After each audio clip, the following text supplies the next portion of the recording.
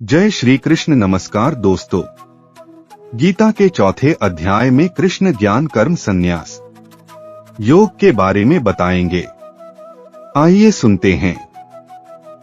भगवत गीता अध्याय 4, जिसे कर्म संन्यास योग के बारे में जाना जाता है। श्री भगवान बोले, मैंने इस अविनाशी योग को सूर्य से कहा था, सूर्य ने अपने पुत्र वैवस्वत मनु से कहा और मनु ने अपने पुत्र राजा इक्ष्वाकु से कहा। हे परंतप अर्जुन, इस प्रकार परंपरा से प्राप्त इस योग को राजर्षियों ने जाना, किंतु उसके बाद वह योग बहुत काल से इस पृथ्वी लोक में लुप्तप्राय हो गया। तू मेरा भक्त और प्रिय सखा है, इसलिए वही यह पुरातन योग आज मैंने तुझको कहा है, क्योंकि यह बड़ा ही उत्तम रहस्य है, अर्थात गुप्त रखने योग्य विषय है। अर्जुन बोले, आपका जन्म तो अर्वाचीन अभी हाल का है और सूर्य का जन्म बहुत पुराना है, अर्थात कल्प के आदि में हो चुका था। तब मैं इस बात को कैसे समझूं कि आप ही ने कल्प के आदि में सूर्य से यह योग कहा था। श्री भगवान बोले, हे परंतप अर्जुन, मेरे और तेरे बहुत से जन्म हो चुके हैं, उन सबको तू नहीं जानता तू, किंतु मैं जानता हूँ। मैं अजन्मा और अविनाशी स्वरूप होते हुए भी तथा समस्त प्राणियों का ईश्वर होते हुए भी अपनी प्रकृति को अधीन करके अपनी योग माया से प्रकट होता है। हे भारत, जब जब धर्म की हानि और अधर्म की वृद्धि होती है, तब तब ही मैं अपने रूप को रचता हूँ, अर्थात साकार रूप से लोगों के सम्मुख प्रकट होता हूँ। साधु पुरुषों का उद्धार करने के लिए, पाप कर्म करने वालों का विनाश करने के लिए और धर्म की अच्छी तरह से स्थापना करने के लिए मैं युग युग प्रकट हुआ करता हूँ मैं। हे अर्जुन, मेरे जन्म और कर्म दिव्य अर्थात निर्मल और अलौकिक हैं। इस प्रकार जो मनुष्य तत्व से सर्वशक्तिमान सच्चिदानंदन परमात्मा अज अविनाशी और सर्वभूतों के परम गति तथा परम आश्रय हैं, वे केवल धर्म को स्थापन करने और संसार का उद्धार करने के लिए ही अपनी योग माया से सगुण रूप होकर प्रकट होते हैं। इसलिए परमेश्वर के समान सुहृद, प्रेमी और पतित पावन दूसरा कोई नहीं है। ऐसा समझकर जो पुरुष परमेश्वर का अनन्य प्रेम से निरंतर चिंतन करता हुआ आसक्तिरहित संसार में बरतता है, वही उनको तत्व से जानता है, जान लेता है। वह शरीर को त्याग कर फिर जन्म को प्राप्त नहीं होता, किंतु मुझे ही प्राप्त होता है। पहले भी जिनके राग, भय और क्रोध सर्वथा नष्ट हो गए थे और जो मुझ में अनन्य प्रेम पूर्वक स्थित रहते थे, ऐसे मेरे आश्रित रहने वाले बहुत से भक्त उपर्युक्त ज्ञान रूप तप से पवित्र होकर मेरे स्वरूप को प्राप्त हो चुके हैं। हे अर्जुन, जो भक्त मुझे जिस प्रकार भजते हैं, मैं भी उनको उसी प्रकार भजता हूँ, क्योंकि सभी मनुष्य सब प्रकार से मेरे ही मार्ग का अनुसरण करते हैं।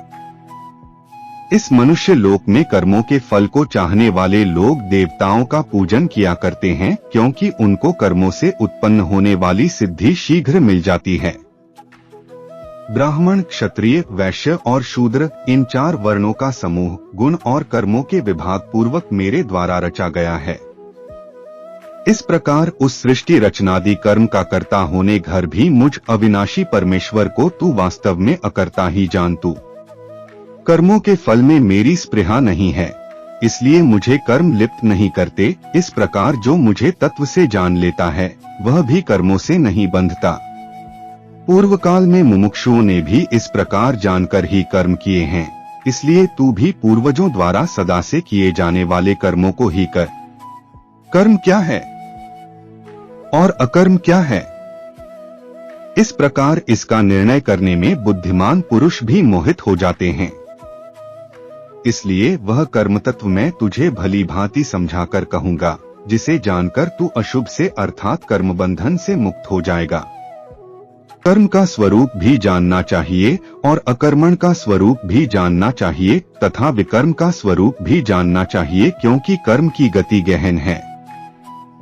जो मनुष्य कर्म में अकर्म देखता है और जो अकर्म में कर्म देखता है, वह मनुष्य में बुद्धिमान है और वह योगी समस्त कर्मों को करने वाला है।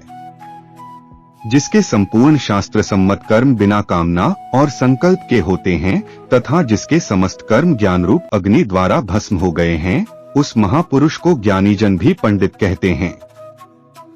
जो पुरुष समस्त कर्मों में और उनके फल में आसक्ति का सर्वथा त्याग करके संसार के आश्रय से रहित हो गया है और परमात्मा में नित्य तृप्त है, वह कर्मों में भली भांति बरतता हुआ भी वास्तव में कुछ भी नहीं करता।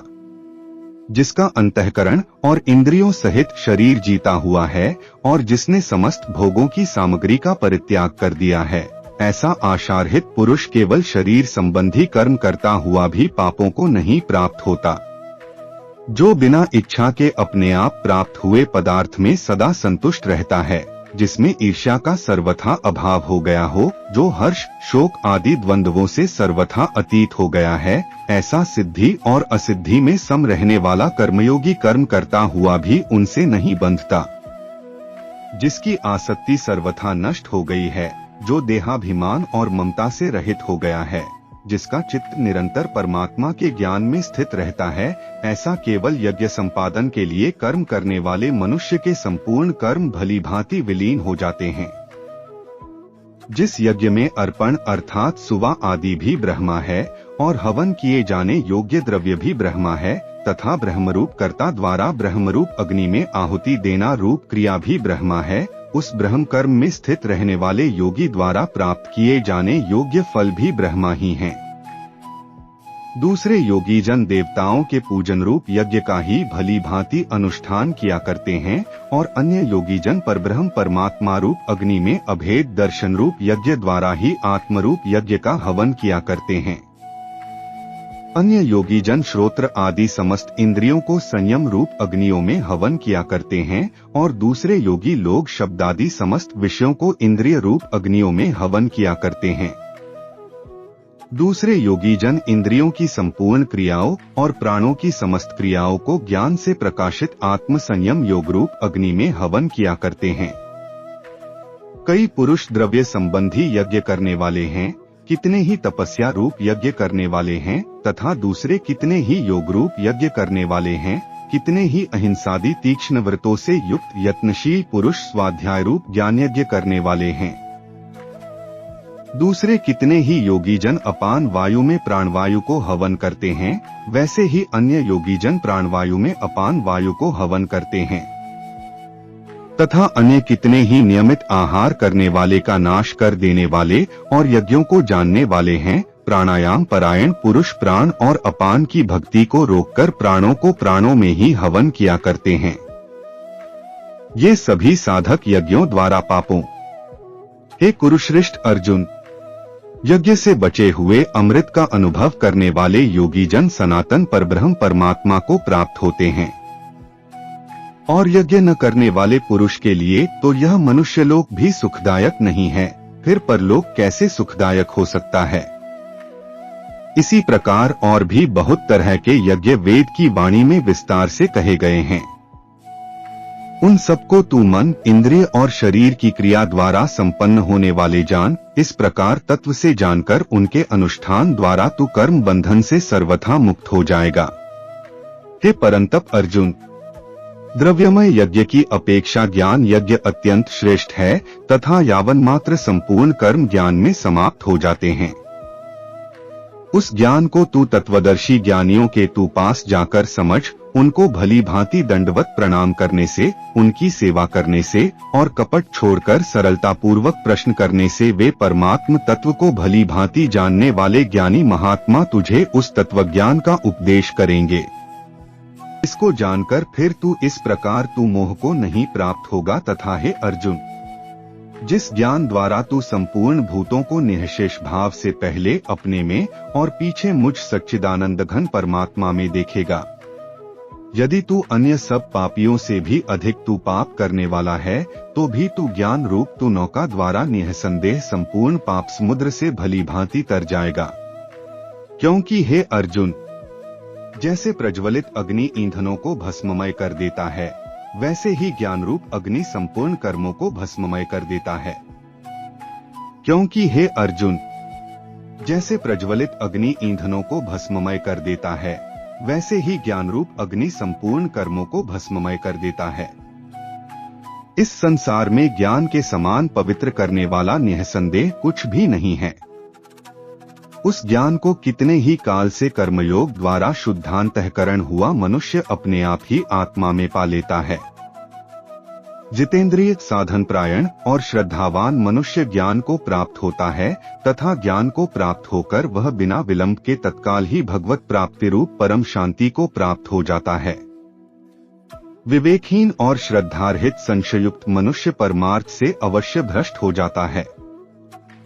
ऐसे संशयुक्त मनुष्य के लिए न यह लोक है, न परलोक है और न सुख ही है।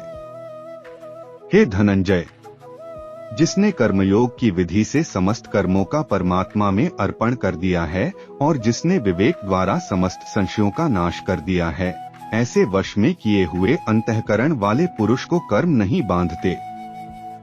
इसलिए हे भरतवंशी अर्जुन, तुम्हें हृदय में स्थित इस अज्ञान जनित अपने संशय का विवेक ज्ञान रूप तलवार द्वारा छेदन करके समत्वरूप कर्मयोग में स्थित हो जा और युद्ध के लिए खड़ा हो जा।